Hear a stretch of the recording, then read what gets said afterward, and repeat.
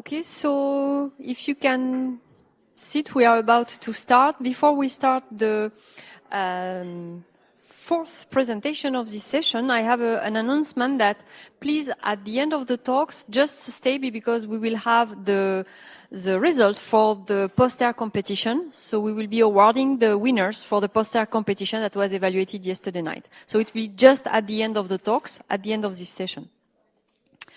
So we are going to resume our session on hydrogen and renewables. The next speaker, will be Dr. Ricardo Pinto de Lima. Dr. Ricardo is a research scientist here at KAUST. He got his PhD in chemical engineering from the University of Porto in Portugal, and he will talk about an effective decomposition method to solve the unit commitment problem involving stochastic renewable generation units. Okay, thank you. Yours. Yeah, thank you. Thank you for the introduction.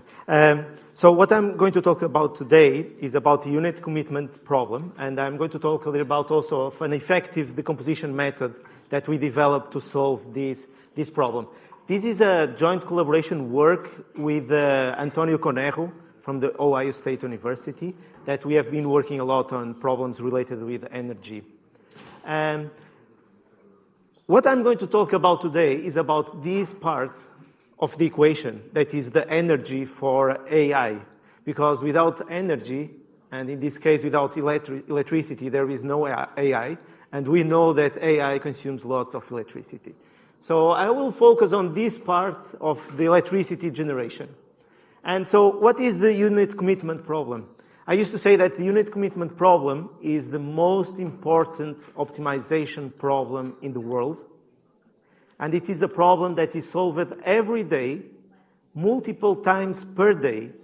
And it is the problem that tries to schedule the electricity generation for the next day. Okay? So it is a problem that schedules the renewables, hydro, coal, gas, and nuclear, so that the system can meet the power demand on the next day. And it is solved multiple times today for the day of tomorrow. So what does it look like graphically? So what happens is the following. In this case, what we have are the scenarios for the load demand, for the solar power, for the wind power, and all the characteristics of the thermal generators in the system. And we feed this to an optimization problem that is a stochastic program, and we'll get what is the schedule of the thermal units for the next day. The interesting thing about this problem, this optimization problem, is that we are including all the scenarios of the wind, solar in demand in the same optimization problem. Traditional optimization without uncertainty, when you see some of the parameters in the model, those parameters are in fact average values. But in reality, when we go to reality, we have scenarios. And so we are going to derive a solution in terms of thermal generation that is feasible for all the scenarios of the solar power and wind power. Why is this problem important? Well, it is a key task that enables ensuring a secure and economic efficient supply, which is critically important for everything in modern societies, okay? And usually this problem has two objectives. One of them is to maximize the social welfare, that I will say minimize the electricity generation cost for society. And while I was on the plane this weekend, I made some back of the envelope calculations to show how important it is. So assume a typical consumption of 50 gigawatts. If you have this cost, this will produce in this amount of dollars per year in terms of cost of generation. If you assume that this is the optimal solution and this is the minimum cost that you can get, 1% away of the optimal solution per day is $600,000 per day. So it is a problem that everywhere in the world, people are trying to optimize this problem. Big companies are trying to optimize the problem. So we just engaged, for example, with the Hitachi company from Germany, the research center, because they want to solve this problem. And then I will give you some other characteristics, what they want to do. The second objective of this problem is to optimize the integration of renewable energy. So even when you are minimizing the generation cost, because the renewables may have a generation cost below the others, you are helping the renewables to penetrate. But we have this problem solved also, where we try to minimize the CO2 emissions of the system. And then what we see is a translation between going from coal to gas in the system.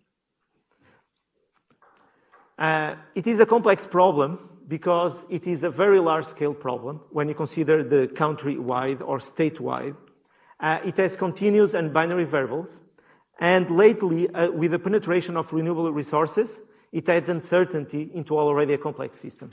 So let's see an example. The problem that we were challenged to solve was the power system of Texas with 2,000 nodes and with more than 2,600 transmission lines connecting these nodes. And you have these nodes with demand, the red ones. You have this amount of wind farms and their distribution, solar farms, thermal plants, hydro plants, and nuclear plants. And so then we have scenarios for the group of demand, wind and solar, and these scenarios are per node. So you have demand on given nodes and wind and solar on given nodes. And in this problem, one important thing is the transmission network, because the transmission network adds a huge complexity to the problem. And we use this idea of the transmission network complexity then to solve the problem. So if you have a problem, a unit commitment problem without network, you have this number of constraints in your problem. But as soon as you add the network, it grows up more than 2.5 million constraints into your problem. And then what we see, for example, is that if I don't have any network and I try to solve the extensive form, the full form without network, in around 500 seconds, I get a solution with a gap of 0.001%. This gap is the distance between the solution I got to the theoretical best solution I could get. But as soon as I add the transmission network, in 10 hours, I end up with a gap of 37%. Okay, so this is a huge gap. In fact, the United States and Europe, they have different approaches to solve this problem. In Europe, they solve unit commitment without transmission, and then they try to find a feasible solution for the transmission. While in the United States, they try to put everything together, but they are not at the point of using the uncertainty in their optimization models. That is our competitive advantage nowadays, to be able to solve these kind of models. And then, so here this was for 8 scenarios of the uncertain parameters. If you try to go to 20 and 40, after 10 hours, you cannot get one single solution of your unit commitment problem with uncertainty.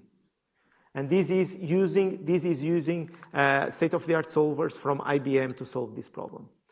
If we use Bender's decomposition, that is basically a decomposition method, and this one is a commercial one to solve this problem, again, after 10 hours, you don't get a solution with 8, 20, or 40 scenarios. And this is our starting point to try to get solutions to solve this problem. So what I'm going to do in the rest of this talk, I will give you the full problem statement. I will show you parts of the formulation, and then I will show you how we try to solve this problem efficiently. So what is the problem statement for this problem? Given is the demand forecast, wind and solar power forecast, and all the details of the transmission network, like what are the maximum capacities of all the transmission lines.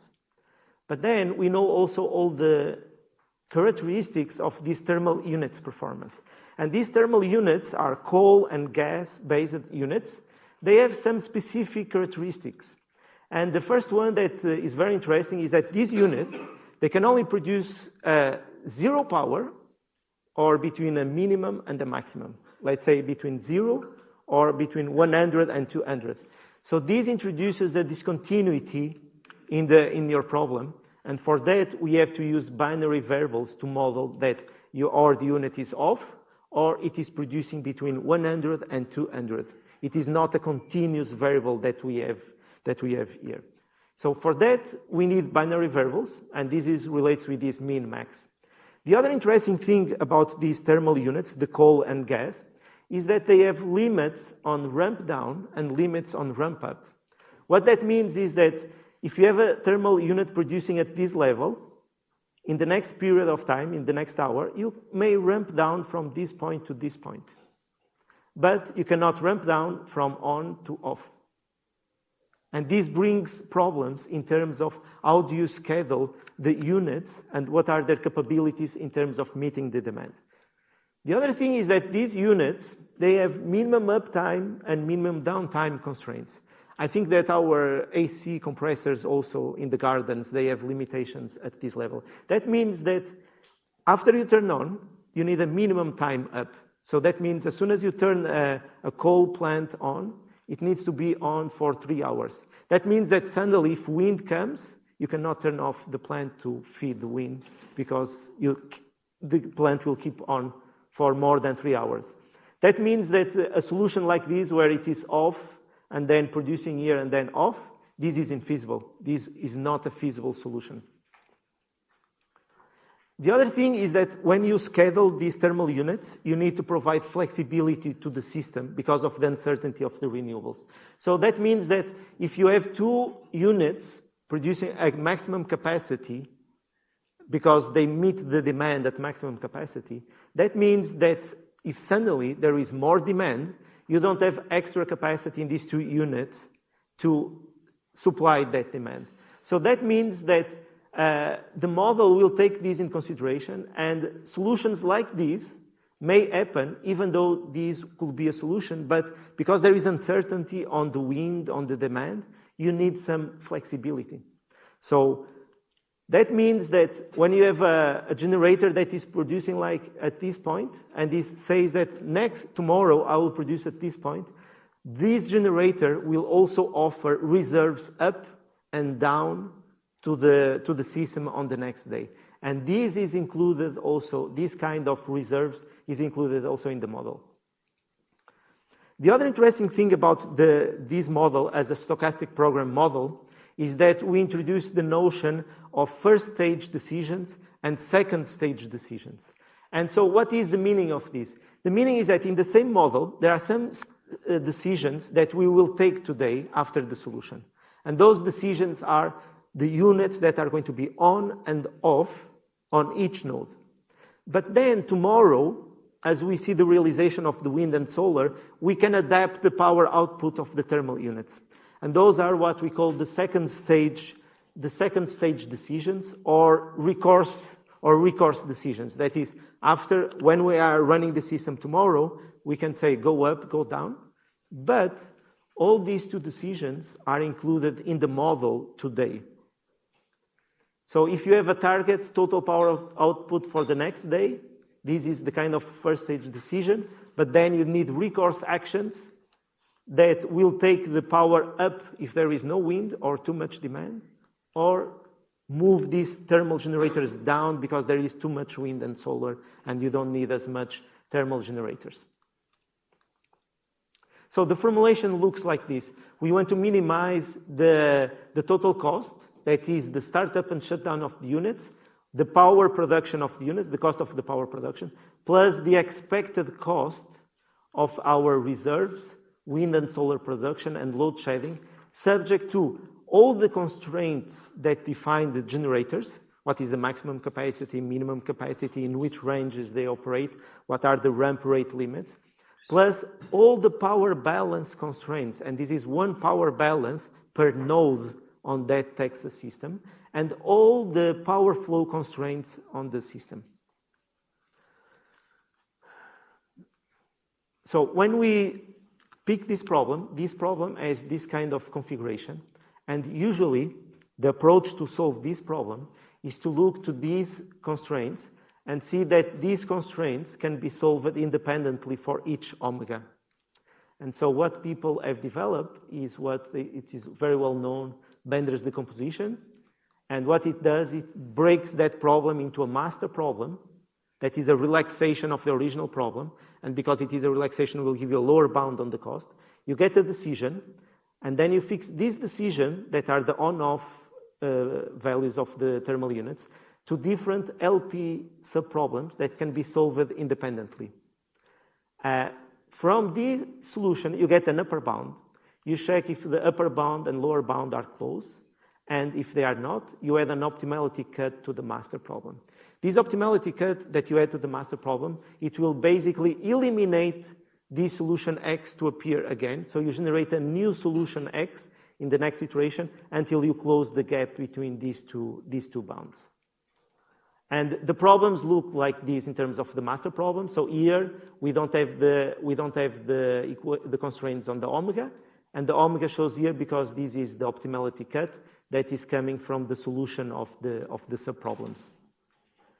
If you want to take a look of what is an optimality cut, this is an optimality cut for each scenario that is built from the solution of the LP problems that we are adding to the master problem here on each iteration Z to cut the solution X that comes here and get new solutions and new cuts to the master problem.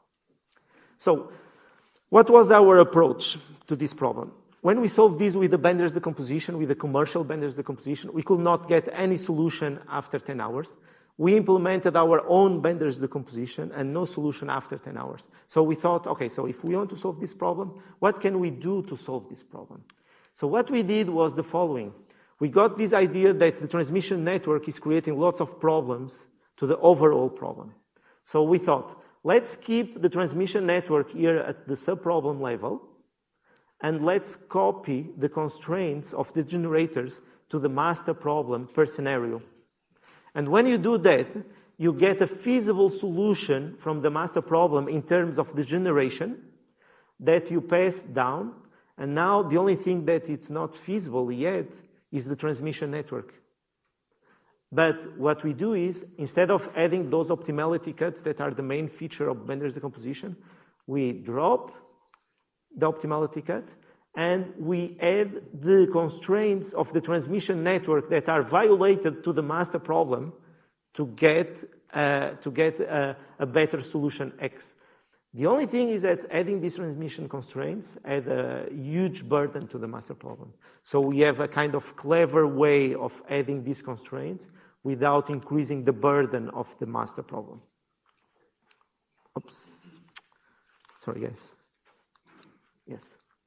So basically what we did was we picked the Bender's decomposition and we merged this with the column and constraint generation method.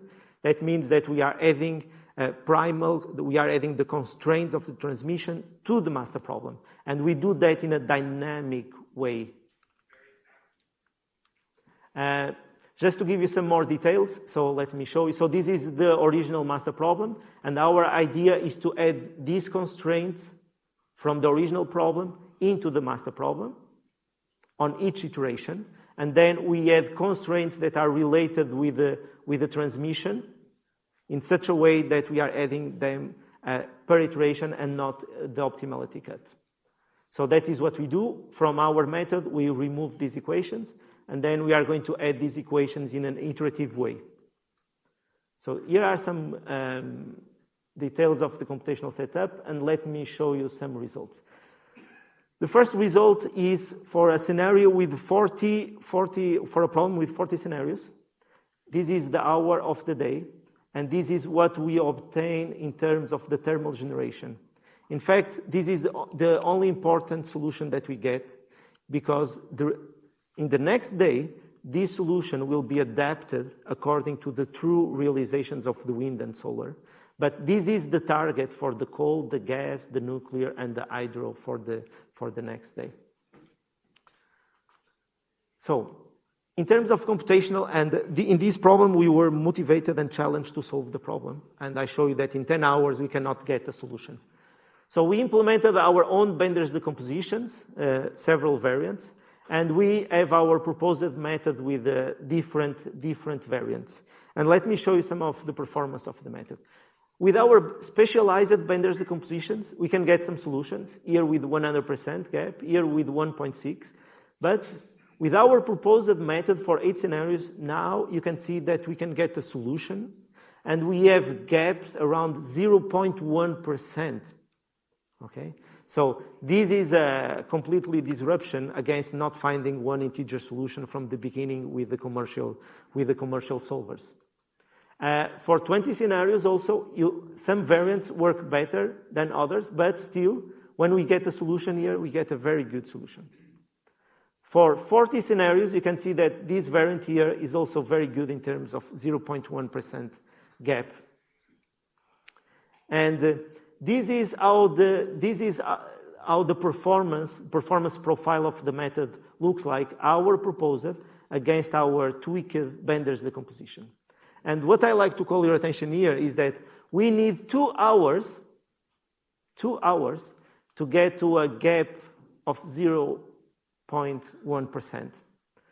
What these guys from Hitachi came to us from the research center in Germany, they came to us and they said, we want to solve the unit commitment with 5,000 generators. We have only 400.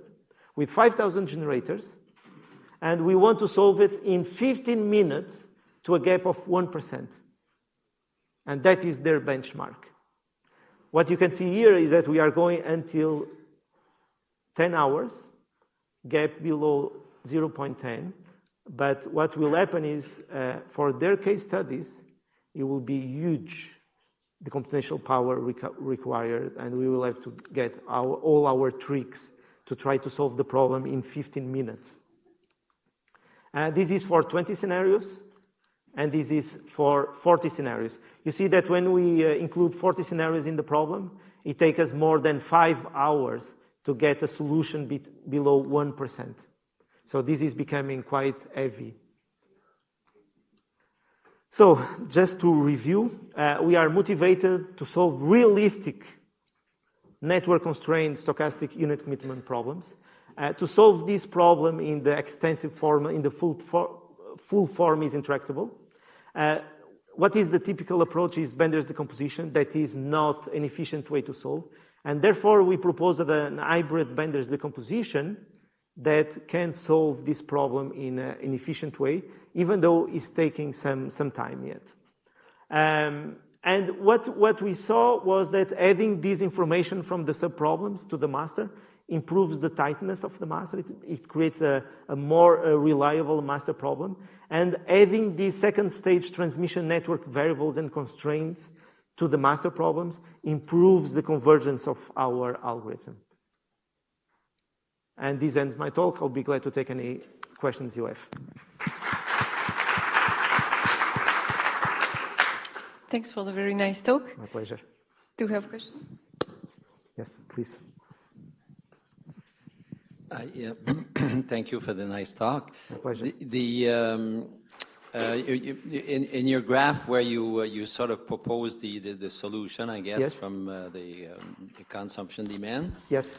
With the nuclear, but you didn't include renewable energy. Yes. I was desperately waiting to see how you would. No. Yes. That is a very interesting question, right? Because what happens here? So I'm very reluctant on showing that, and I will show you why. Because in fact, this is the important solution of the problem. Yeah, okay, I realize. Because that is what you are going to fix for the next day. Mm-hmm. You don't know how the wind and the solar will be tomorrow. Okay. So what I can do is I can show you like what are the reserves and what are the recourse actions, how you will change up or down your system for each scenario that we included in the problem, right? Yeah, okay. So but otherwise yes, but you don't know what is going to happen tomorrow in terms of wind and solar, right? So that's why I try to not show, because you don't know what is going to happen. And the important solution is, this is how my thermal units will be on or off with this target power. And then the reserves up and down will depend on the realization. But there is another thing here that is important, that is, this problem is solved multiple times per day. Why? Because you have more realistic forecasts as the day goes by for tomorrow. Yeah, that's right. Right? So there is a point that this problem may be solved only with the point forecast, because the point forecast has low uncertainty at some point. But you need to be able to solve very fast the problem. Yeah, that's it too. But here, like you have sun pretty well all day long. Yes. So Yes. Yes. Yes. Yes. Wind, okay, I can Yes. understand, Yes. but weather forecasts are better. Yes. Yes. Yes. Okay, well, good luck for that. Thank you. That's going to be the thing for tomorrow. Yes. Yeah. We have some other works on this where we are not solving the unit commitment, but for example, we are designing renewable systems for buildings, right? And in that case, one interesting thing that we do is we study the impact of extreme events for our system that we are not dealing with that here. Not all countries have coal generators, so yes, either natural gas, so yes, hydro, I guess. Yes. Well, at least for us in Canada, it's not general picture for every country. Yeah, this was for the specific. But these ones, yeah, are critical for just about yes. Individually or. Yes, and here also just once more, this is the total summation over all the nodes, because these are distributed over the nodes also. Yes. We have another question there. Yep. Yes. Thank you for your talk. Can you name the approximate number of variables that you're solving the problem on, like 10,000, 100,000? Yes. I think that. Sorry, I think that I have here. This is what we have for different number of scenarios, 8, 20, and 40. The number of equations goes from 3.8 million with the transmission until 18.78 million when you put the 40 scenarios. And then you have the number of variables, continuous, and the number of binary variables.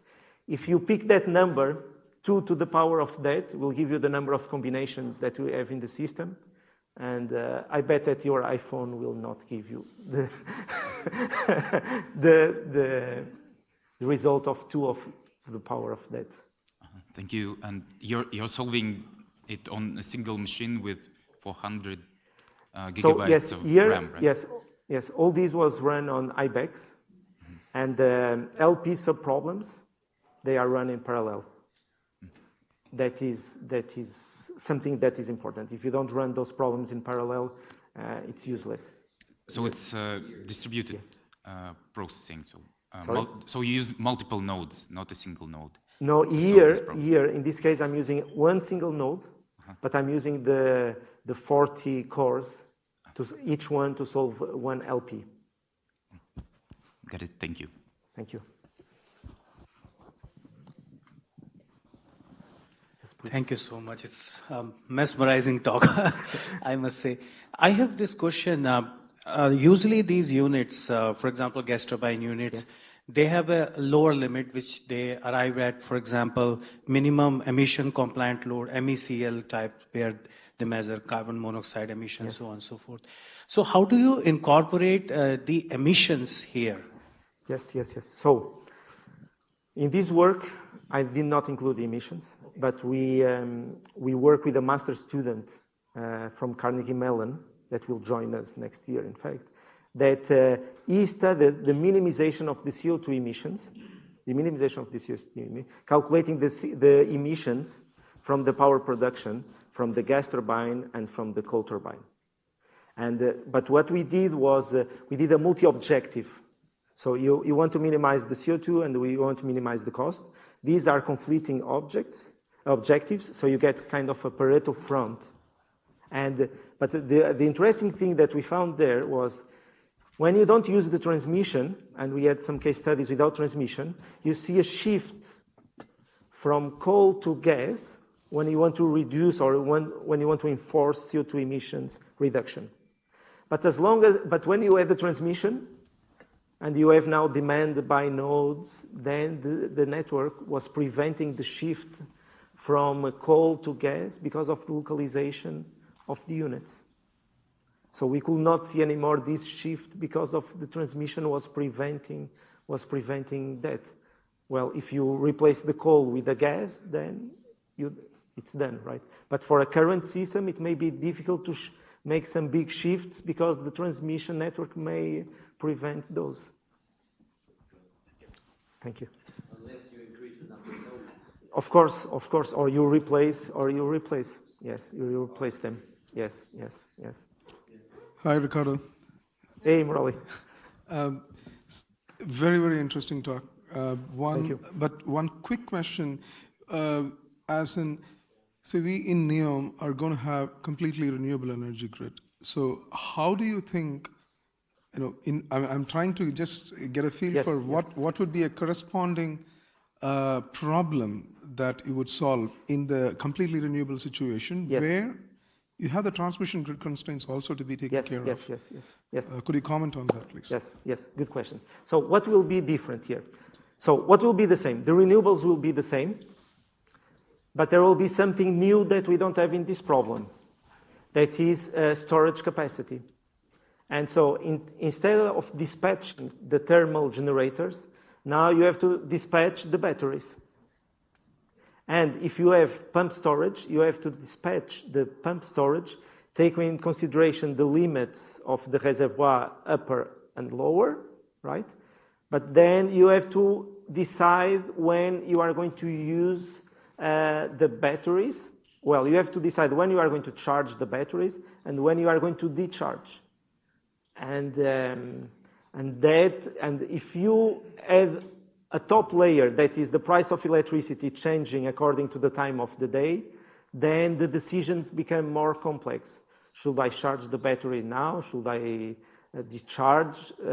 And if you have multiple batteries with different characteristics, the dispatch problem of these thermal units may become the dispatch of the batteries.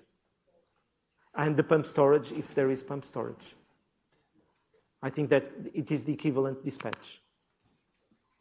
Am I right, Kathy? Yep. Okay. Right. Okay, so if there is no more question, let's thank Ricardo again. Thank you very much. Thank you.